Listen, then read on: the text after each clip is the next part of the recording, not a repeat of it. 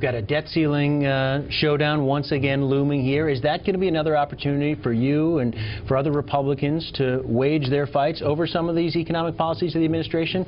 Another opportunity to fight over Obamacare? Well, if you get outside of Washington and you talk to any Americans, the answer is obvious. Of course, we shouldn't just raise the debt ceiling without making structural reforms to stop the out-of-control spending in Washington. When President Obama was elected, the national debt was $10 trillion. Today, it's over $17 trillion. It's now larger than the size of our entire economy. And what the president's saying is he wants a blank check. He wants to just keep borrowing and borrowing. And you know, it's important, Peter, to emphasize something, because we know how this will play out.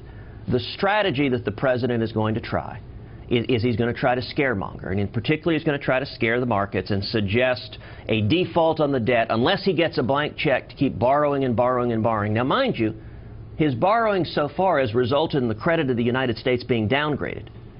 But the simplest answer to that, I am a strong proponent of a bill Pat Toomey has introduced that I call the Default Prevention Bill. It is a bill that says under no circumstances will the United States ever default on its debt. Regardless of what happens with the debt ceiling, we will always honor our commitments and pay our debt.